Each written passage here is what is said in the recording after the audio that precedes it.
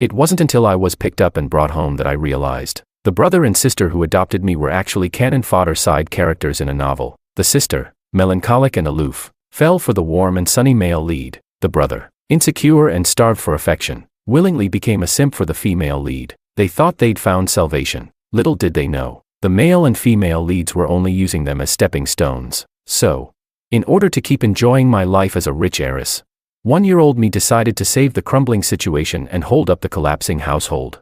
I would carry this family on my own. Chapter 1. The moment I lost consciousness after trying to save a drowning child, I made a wish that in my next life, I'd be born into wealth, that I'd smell my mother's luxurious skincare products from the moment I opened my eyes, that I'd hear the hearty laughter of a rich dad, and feel the warm hands of a chairman grandfather stroking my tiny head. But when I woke up, I was lying peacefully in a trash can. TCH. Wasn't good karma supposed to bring good rewards? Why the hell did I get this hellish start? The trash can lid was closed. I was nearly suffocated by the choking stench of all kinds of garbage mixing together. I looked at my little chubby hands, soft like lotus roots, and was silent for a long time. No choice. If I wanted to survive, I had to cry. I didn't know how long I screamed for, but finally, someone seemed to notice something strange in this rundown alley. I heard the sound of leather shoes scraping against the ground, gradually getting closer. Who could understand the overwhelming sense of salvation I felt at that moment? As the lid opened and light flooded in, I locked eyes with a middle-aged man in a crisp suit and white gloves. A butler. It must be the family butler who came to get me. I knew it. I must have been kidnapped from a wealthy family. I reached out to him desperately. Please, take me back to that 1,000-square-meter villa with a swimming pool. Don't let my dear parents worry themselves sick. A few minutes later, I was inside a black luxury car, locking eyes with 2 high schoolers from a noble academy in the back seat. The butler said awkwardly, "Young master, young miss, the slums aren't far from here. There are a few vocational schools nearby. This child might be an abandoned baby. Should we take her to the police station?" I burst into tears. That's it, I'm doomed. The 2 students, with faces too flawless to belong to real humans, nodded indifferently. The butler gave a relaxed smile. Well then, I'll trouble young master and young miss to look after her for a bit. I was handed to the young miss. She frowned, completely flustered as she awkwardly held me. I'm a sucker for good looks. Seeing her face up close, one that even top actresses couldn't compete with, I couldn't help but reach out and touch it. The young master smirked at her, and she rolled her eyes. Such a pain. You hold her, she said, shoving me into his arms. He froze just as stiffly as she had, looking at the 2 of them with their matching god-tier looks. I couldn't help but giggle. The young master's lips twitched into a smile. But the moment he caught his sister's composed, assessing gaze, he immediately curled his lip in disdain. She reeks of trash, so stinky. With that, he plopped me down on the seat between them. The car was spacious, plenty of room for the 3 of us, but just thinking about the miserable life awaiting me in an orphanage made me cry from the bottom of my heart. The young miss couldn't take the noise anymore. She picked me back up. I saw her face, and I was happy again. I stopped crying. She put me down. I cried again. The young master picked me up. I laughed. He put me down. I cried. Suddenly, they were intrigued. Like a game of tag, they took turns picking me up and putting me down. Ha ha ha. Wah wah. Ha ha ha. Wah wah. It went on for dozens of rounds until the butler's gentle voice came. We've arrived at the police station. I immediately let out a scream so loud, it nearly blew the roof off the car. The young master and miss exchanged glances. A few seconds later, they spoke in unison. Let's keep her. Chapter 2. The butler was highly efficient and quickly completed the adoption procedures for me. That was how I learned the identities of the young master and young lady. The most prestigious family in City A, the Wong family, a pair of dragon phoenix twins. And now, I had become their younger brother, David. Don't be envious just yet, because these 2 are the biggest cannon fodder in a childhood sweetheart turns power couple revenge fantasy novel. The siblings had everything, a powerful family background, outstanding looks, but they lacked one thing, a complete family. After giving birth to them, their parents divorced and quickly returned to their respective ex-lovers. In their eyes, the twins were nothing more than tools in a marriage of convenience. So for years, they were completely neglected. You can't expect kids who've never known love to grow up kind, innocent, and beautiful. In short, Alicia and George both ended up with twisted, eccentric personalities. Even though they were siblings by blood, they couldn't stand each other. And to make things worse, they crossed paths with the male and female leads, a pair of childhood sweethearts straight out of Villain Valley. The leads deliberately created chances to get close to the twins, scheming together to drive a wedge between them. The sister, melancholic and aloof, was drawn to the male lead's sunny warmth. The brother, Insecure and love-starved, willingly became a simp for the female lead. Little did they know, there was no redemption. They were nothing more than stepping stones for the leads on their road to success. After squeezing every last bit of value out of them, they were cruelly discarded. The unconventional morality of the main characters and the messy mix of genuine emotion and selfish gain made readers scream, "Masterpiece," and shout, "So satisfying. Satisfying." Well, I'm not feeling very satisfied right now. Even the carefully prepared imported formula from my nanny no longer tastes good. That's the thing with babies, just a little discomfort, and the crying is unstoppable. Soon enough, Alicia and George came rushing over. The nanny held me, flustered. Young master is upset for some reason, nothing seems to calm him down. But the moment Alicia took me in her arms, I stopped crying. Everyone stared in disbelief. The nanny chuckled. "Miss, it seems young master is really attached to you." Her lips curled up for a second before she pressed them together again. With a cold snort, she said, "What a pain. If you keep fussing, I'll toss you back in the trash can." Speechless, I immediately reached out toward George. He looked a bit surprised, frowned, but still held out his hands. But Alicia, still holding me, turned and started walking away. She said, "He's sleepy. You can hold him next time." George gritted his teeth. He clearly wanted me. "Give him to me." Alicia replied, "You're clumsy. What if you drop him and kill him?" George was speechless. Listening to their bickering, I slowly closed my eyes and curled my little fists as drowsiness set in. My brother and sister are both kind and good. I absolutely won't allow the male and female leads to mess with them. Chapter 3. The only perk of being a baby is that I can be as willful as I want. If I don't see Alicia and George for a few hours, I cry. The nanny skillfully glanced at the clock and, only after confirming it was noon, the time school ends, did she make the call. The line connected quickly. "How's David today?" Hearing George's voice, I babbled and reached for the phone, saying, "Little brother." George replied, "Call me big brother." I answered, "Little brother." There was silence from his end, and then Alicia took the phone. She instructed the nanny and the butler to take me for my second polio shot and first DTaP vaccine. She also asked how many milliliters of milk I drank each time, whether my bowel movements were normal, and reminded the nanny to keep doing baby massages for me. These days, she was like a mother, feeding me formula and reading me stories as soon as she got home. And George, in order to train my speaking ability, sat beside me every day to teach me how to talk. He would say, "Big brother." I'd reply, "Little brother." They had a clear division of labor. Even though they often argued over who got to hold me, the once empty villa was slowly starting to feel like a real home. Today, however, they didn't come home on time after school. The butler tried to coax me in a soft voice. "Your brother and sister went back to the old house for their birthday. They'll be back a bit later." Okay. In the original plot, the Wang parents were supposed to break tradition and actually come back to celebrate their children's birthday once. Though the twins claimed to be annoyed by it, deep down they were secretly looking forward to it. They waited a long time. When they finally called, they found their parents had already completely forgotten about it. No apology, no guilt, just casually transferred some money over. Were they short on money? No. What they lacked was love and care during their formative years. So to cling onto the tiny bit of warmth the male and female leads offered, they willingly flew into the fire like moths to a flame. Sure enough, when they returned, one looked gloomy and the other downcast. They didn't even stop by the nursery to see me, just went straight to their rooms. I sighed. Time to unleash my ultimate move. Wah. Soon, I heard a door slam. Alicia, eyes red, walked over to my crib to check on me. She frowned. "You didn't even poop. What are you crying for?" I didn't answer, just kept crying. Even when she picked me up, she couldn't calm me down. Left with no choice, Alicia went to call George out. He came out sulking, clearly already in a bad mood. Seeing me like this only made him more irritated. He tossed me into the cradle with a heavy hand. Roughly, he snapped, "Stupid little brother, go to sleep." I reached out and started batting at the wind chime above my head. And while doing that, I tried my best to make sounds. Hap-poo, hap-poo, hap-poo. The mix of baby babble and the clear chime of the bells. It actually sounded like a birthday song. They both froze. After a moment, Alicia raised her hand to cover her face and let out a laugh. George, infected by the mood, turned his head and scoffed.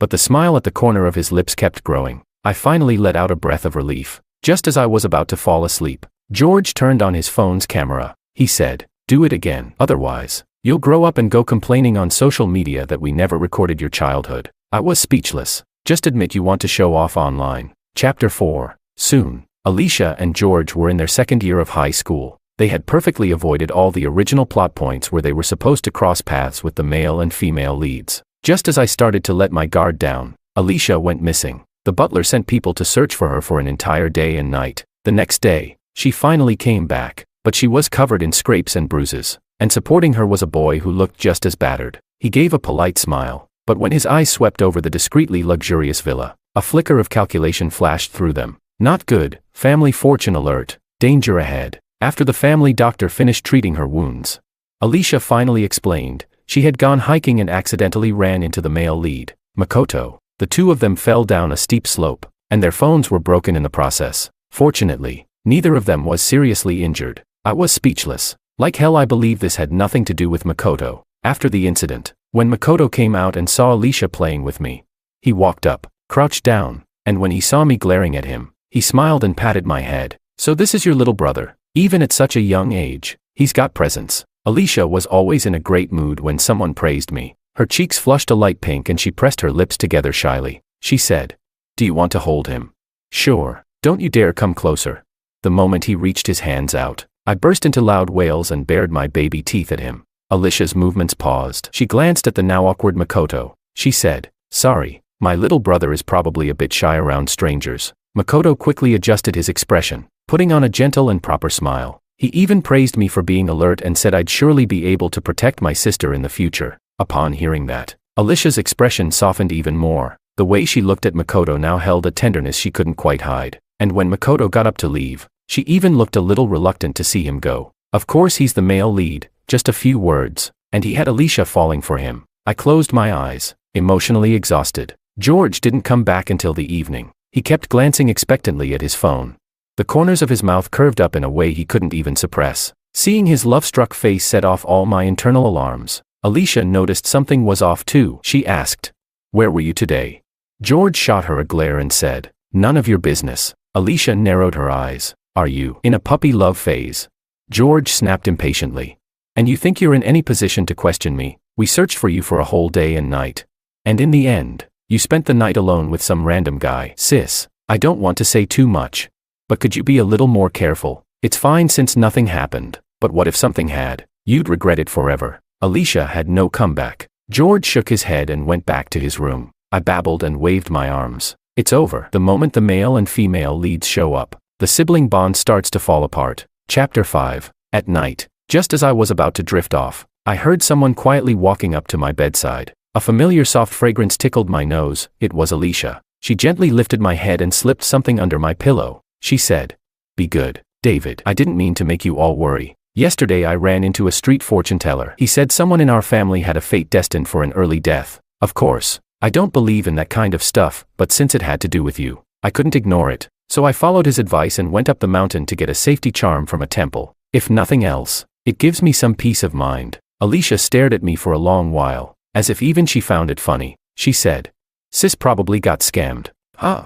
But it's fine. Our David has to grow up safe and sound. So that's why she went up the mountain." I instantly burst into tears. I couldn't help it. Alicia quickly picked me up and gently rocked me. "Had a bad dream. It's okay, your sister's here." She softly hummed a lullaby, her voice warm and soothing. As my consciousness faded, I clenched my tiny fists and made a vow. I will protect them. But I was still too small. I couldn't do anything. Where I couldn't see, Alicia and George had started crossing paths with the male and female leads, and were growing closer. Makoto began visiting frequently, using concern for Alicia's injuries as an excuse. Then he started giving her rides home after evening classes, claiming it was dangerous for her to go alone. Since their last falling out, George hadn't walked home with Alicia again. Instead, I saw him a few times refusing the driver and biking Willow, the female lead, home himself. A handsome boy and a pretty girl, youthful and carefree, like something straight out of a teen romance drama. I rolled my eyes in silence. Soon, it was my first birthday. They threw me a birthday celebration. Alicia placed me on a blanket surrounded by various symbolic objects. An abacus, books, a rattle, a toy piano, a gourd, a wooden mallet. Under the excited, expectant gazes of everyone around, I unhesitatingly crawled toward a 100 yuan bill, mumbling as I went, "Money, money, money, come to me." Alicia and George fell into a deep silence. They exchanged a look, then immediately started blaming each other like pros. Alicia said, "I told you to stop watching short videos in front of David." George snorted, "I was gonna say the same to you. You filmed them too." "David's smart. What if he picked up your bad habits instead?" By now, I could just barely speak coherently. I said, "Brother, sister, don't be mad, don't be mad." Alicia picked me up. She asked, "David, you really like this, huh?" "I sparkling," I replied. "I like money." She pressed her lips together, half amused, half helpless. "Well, as long as you're happy. We've got plenty of money in this house anyway." George suddenly thought of something. His face darkened. He gritted his teeth and said, "Don't forget, Dad's girlfriend is pregnant. She's going to fight us for the inheritance." Alicia looked at me, her gaze flickering. She said, "What belongs to us, no one can take away. Even if it's just for David's sake, we have to protect this home." For once, George actually agreed. He said, "First, we need to raise our grades. The heir of the Wong family can't be a loser." "Right. Let's hire some tutors." Fired up, I pumped my fists and shouted, "Tutors, tutors." The next day, Makoto and Willow showed up at our house. Then I looked at Alicia and George. One's ears were red. The other couldn't stop following someone with his eyes. I smacked my forehead hard. "Brother, sister, you've just let the wolves into the house." Chapter 6. At the end of the second year of high school, their school organized a field trip. Originally, Alicia and George looked down on these kinds of group activities. But now, thanks to Makoto and Willow, they both decided to join. Just before departure, I wouldn't stop crying. Something in my gut told me, the male and female leads are going to stir up trouble. I didn't want them to go. So, like a little troublemaker, I stood in front of them and wailed at full volume. The nanny quickly picked me up and tried to comfort me. "Your brother and sister will be back soon. Let's be good and wait for them at home." "Okay," I replied. "No." George thought for a moment, then came up with a plan that pleased everyone. He decided to take me along. I was speechless. He said, "David is old enough now. He should get out and connect with nature a bit more." It sounded like a very proper reason, but I knew he had ulterior motives. Even Alicia didn't object. And so, we set off. We were the last to arrive. The moment I stepped off the bus, I became the most eye-catching baby in the crowd. In an instant, praises rained down from every direction. I returned a cocky little smile. The crowd screamed in delight, seeing the satisfied, slightly smug curves at the corners of Alicia and George's mouths. I finally realized their true motive. Posting on social media wasn't enough anymore. Now they were showing me off in person. Before long, a few girls hesitantly approached. "George, can we hold your little brother?" Their expressions were sincere, but with a hint of cautiousness and unease. After all, Alicia and George came from an elite family and had aloof personalities, which made it hard for others to approach them. As a result, they had no close friends and had never experienced real friendship, making them especially vulnerable to the male and female leads' manipulations. I decided I needed to help them make some new friends, so I took the initiative to reach out to the pretty sister and said, "Sister, hug." Her eyes widened, her heart practically melting. George hesitated, but eventually nodded. He said, "Then I'll trouble you to take care of him for a bit." The girls were shocked, in a good way. They probably never imagined George could be so easygoing. Soon, I blended right in with their class. They squealed, "Ah, he's so cute." A beautiful girl with bright, stunning features came over and said, "Move aside, I want to play too." She patted my head and asked, "Hey little guy, tell me, am I pretty?" I looked at her sincerely and said, "Sister is very pretty." She smiled faintly, and even when she saw Alicia radiating displeasure, she didn't mind. In fact, she deliberately teased me. "Then who's prettier, me or your sister?" I answered without hesitation, "My sister is prettier." The whole class burst into laughter. She pouted and said, "Well, I guess you're not wrong." Hearing my answer, Alicia's usually cold, icy face finally began to thaw. The mood became warm and lively, until Willow walked toward me. She bent down and said, "Little brother, I haven't held you yet." In that instant, it felt like a venomous snake had locked onto me. I instinctively took 2 steps back and almost fell. Alicia quickly picked me up, patted my back, and gave Willow a sharp look. "You scared him." Willow awkwardly licked her lips and turned to leave. George, looking anxious, quickly followed after her. Makoto let out a sigh, gave Alicia a disappointed look, and walked away. He thought Alicia was jealous, deliberately making Willow look bad because she couldn't accept how close Makoto and Willow had gotten. Now he had the perfect excuse to use this incident to get even closer to Alicia. Alicia furrowed her brows, looking a little wronged. After handing me off to one of the girls for a moment, she chased after him too. The girl holding me watched them disappear, then clicked her tongue and said, "Little guy, looks like your sister and Makoto have a thing going on." I groaned and rubbed my forehead in frustration. Ugh, this is all my fault. I ruined everything. Chapter 7. To my surprise, the moment we got home, Alicia and George started fighting. Alicia, visibly upset, questioned angrily, Why are you always picking fights with Makoto? What did he ever do to you? George snapped back. That jerk provoked me first. He knows I like Willow, but he still flirts with her right in front of me. Alicia frowned. Makoto isn't like that. He and Willow grew up together, they're just friends. George let out a laugh, sharp and mocking. And what about you? Weren't you jealous of Willow too? Always targeting her. The two of them hit a deadlock and walked away on bad terms. Unfortunately, I got caught in the crossfire. Alicia, face cold, fed me formula without a word. She said, David, you're so rude. You smile at everyone, but you treat Makoto differently. He didn't even do anything to you. Who do you think I'm doing this for?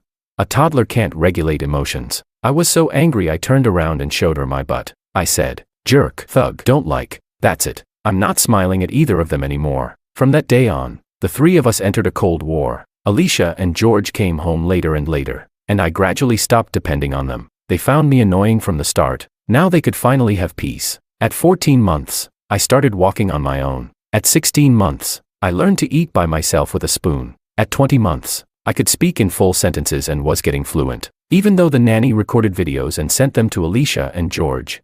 Some nights, I could still feel them watching me and quietly sighing. Sometimes it was Alicia. She said, David, you grew up so fast. I should be happy, but why does it feel so empty inside?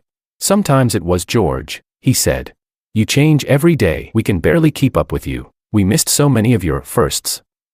What a shame, he said. Big bro, no. Little bro, growing up isn't so fun. Could you maybe slow down a little?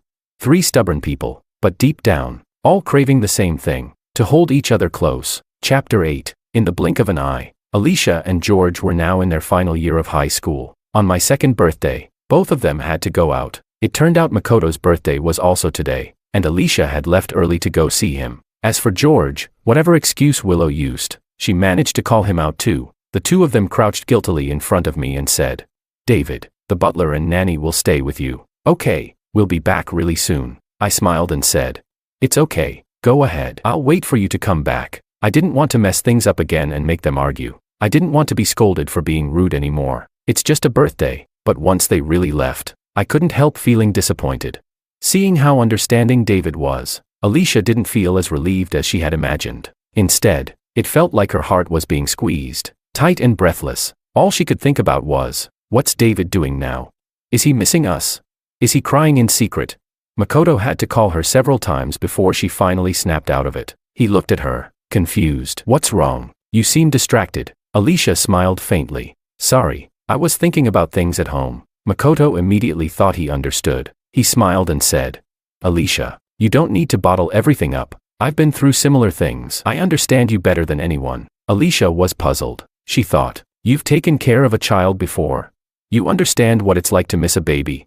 She looked at him in confusion, but Makoto mistook it as her beginning to open up. The flash of amusement in his eyes quickly faded, replaced by a sympathetic expression. He said, our parents gave us life, but didn't raise us. They never cared about our growth, only their own pleasure. And they always dumped their emotions onto us. People like that don't deserve to be parents. It's okay to resent them. You don't have to feel conflicted about it. Alicia was stunned. For a moment, her lashes quivered, then suddenly, a realization hit her. You're right. I can't become that kind of parent. Makoto was completely confused. After explaining the real reason and apologizing, Alicia turned and ran off. She burst through the front door, panting, only to see the house already decorated with colorful streamers and birthday banners. George and David were inflating balloons together. Seeing this scene, the empty ache in her chest from the entire morning was instantly replaced by joy. She slowly walked over, covered David's eyes, and asked, guess who I am?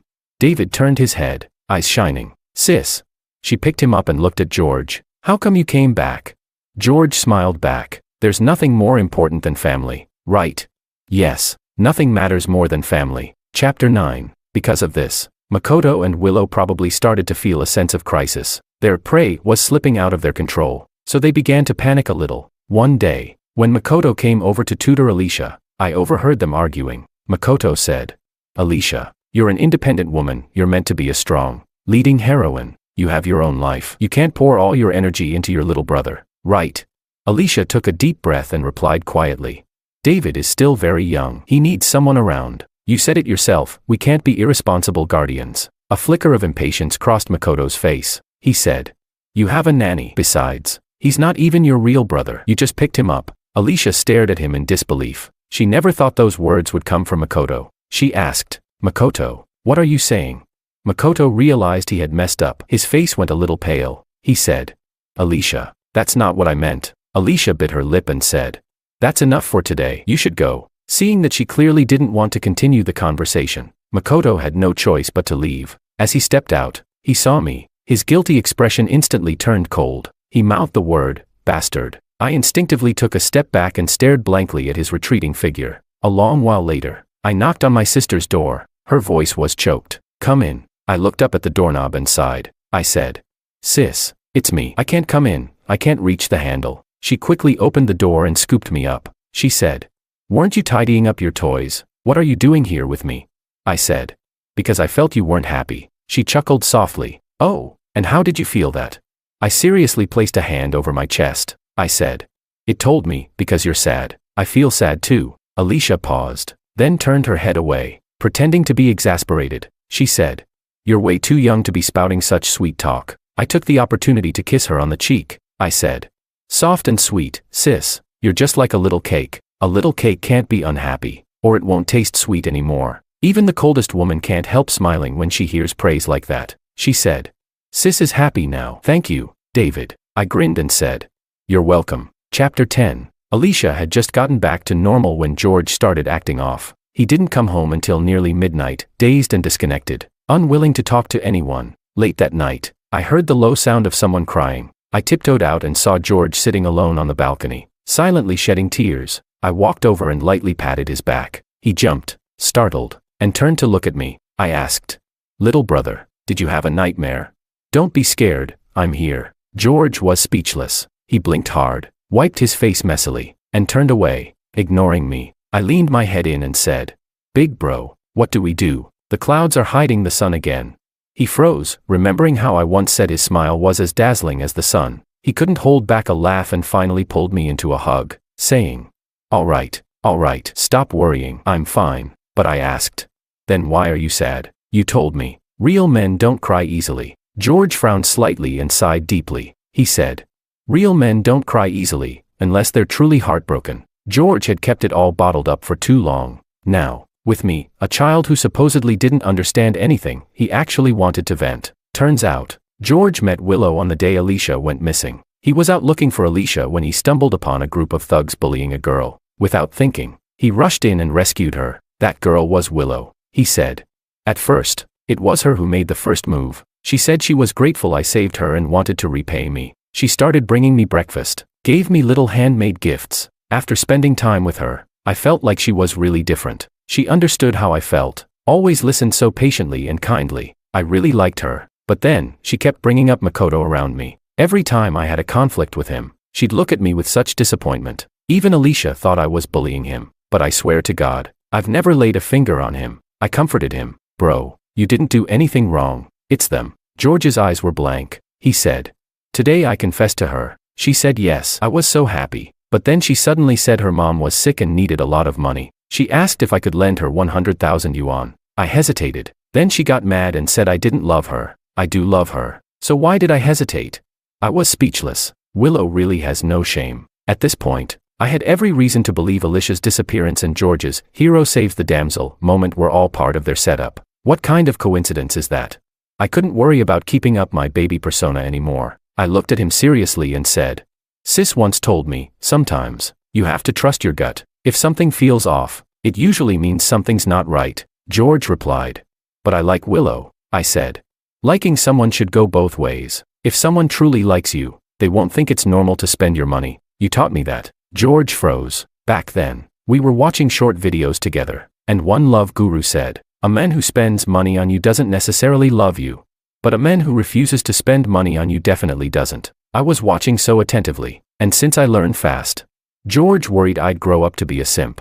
So he corrected me on the spot. He never expected to hear that lesson thrown back at him now. It was like a knot in his heart finally loosened. He smiled with relief and said, you're right, David. I've been foolish. From now on, I swear, I'll be a real man, not a simp. I grinned and said, you're awesome, bro. We talked on the balcony for a long time. At some point, I dozed off in his arms. Much later, Faint footsteps outside the door slowly faded into the distance. Chapter 11. One setback after another made Makoto and Willow increasingly unable to keep their composure. They decided it was time to push George into complete isolation. So Makoto deliberately lured George to an old, disused equipment room. As always, he provoked him. Willow likes me. Your sister likes me too. George, you're just a complete failure. But George only laughed. He said, whatever, I don't care. So what if no one was on his side? His little brother would always have his back. George turned and walked away. Makoto's expression shifted. Then he sneered coldly. We'll see about that. He gritted his teeth, slammed his head into a piece of metal equipment. Bang. A dull thud echoed. A large bump immediately formed on his temple. When he returned to the classroom, his bruised and battered face drew instant attention. Someone asked, Makoto, what happened to you? Makoto cast a fearful glance at George. The room fell silent. Everyone's gazes shifted, tinged with suspicion. George, completely calm, smiled. You're not going to say I hit you, are you? Makoto acted as if he were holding back. When Alicia entered the classroom, he dabbed at the blood on the corner of his mouth and said, George, I know you're pursuing Willow, but I've said it so many times, she and I are just friends. I'd never steal your girlfriend, so why won't you let me go? Alicia froze in her tracks. After a pause, she walked toward Makoto. George pinched the bridge of his nose, trying to hide the flash of mockery in his eyes, but before Makoto could even smirk in triumph, slap. Alicia smacked him across the face. She said, what makes you think I wouldn't believe my own brother? Makoto looked stunned. Alicia, what was that for? Alicia scoffed softly, turned around, and walked to the equally stunned George. Looking up into his eyes, she said, you're right, there's nothing more important than family. George had always been the type who stood firm against confrontation. But when it came to actual care and concern, he never quite knew how to handle it. He scratched his head awkwardly and said, Sis, I swear, I didn't lay a finger on him. Alicia replied, I'm not stupid. Of course I know. George nodded, then turned to Makoto. Well, since you say I hit you, how about we check the security footage? Panic flickered across Makoto's face. But he quickly recovered and tried to strike back. He said, you knew there weren't any cameras there. That's why you dared to hit me, isn't it? But George calmly replied, sorry to disappoint, the Wong family happens to be a shareholder of this school. As such, we have a responsibility to improve the campus facilities. I had surveillance installed and tested in that area just a few days ago. Makoto's face turned ghostly pale. He opened his mouth, about to argue, when a cheerful girl interrupted with a grin. Oh, no need for all that trouble. I was there at the time, taking a break, got a front row seat to the drama, and I recorded the whole thing. George turned toward her and realized it was the same girl who had held David during the field trip. She smiled and added, your little brother said I was pretty and kind. So I figured I'd do one good deed today. If you're grateful, why not invite me over to play with your brother sometime? The whole class burst into laughter. Someone said, even without the cameras, I'd believe George. You can tell a lot about someone by how they treat kids. If he raised a sweet and polite little brother like David, how bad could Alicia and George really be? Another chimed in. Yeah, we've been in the same class for 3 years. We know what kind of person he is. Yet another classmate said, when I was being bullied, George stood up for me. How could someone like him ever bully others? As voices of support echoed through the room, Makoto and Willow finally panicked. The video exposed his entire setup to everyone. The looks they got were now filled with disgust and contempt. Makoto had no choice but to apologize. As for Willow, who had been waiting outside the door, she turned and left without a word, choosing to save herself. Chapter 12. The siblings returned home together for the first time in a while. Alicia told George what she had found out. George said in disbelief, you're saying those thugs were hired by Willow, that she staged the whole scene just so I'd save her at the perfect moment? Alicia nodded. She said, when I fell down the mountain, it was because Makoto suddenly appeared at the corner and startled me. I tripped over a rock, and he fell with me. At the time, I just thought he was being clumsy because he cared. But looking back now, it was all premeditated. The whole scheme. George's face darkened. He finished her sentence. Money. The two sat in silence in the car for a long time. Being deceived for so long, thinking the feelings were real, anyone would find it hard to accept. Alicia suddenly remembered something. David is kind to everyone, except for Makoto and Willow. They say children's instincts are the sharpest. I should have known. I wronged him. George, I also misunderstood you. George paused, then smiled, free of resentment. He said, sis, it's not your fault. We were both fooled. What matters now is that we learn from this. Protect David. Protect the family fortune. and never let people with bad intentions exploit us again. As long as we trust each other, we're invincible. He held out his pinky. Alicia met his sincere gaze, smiled, and hooked her finger with his.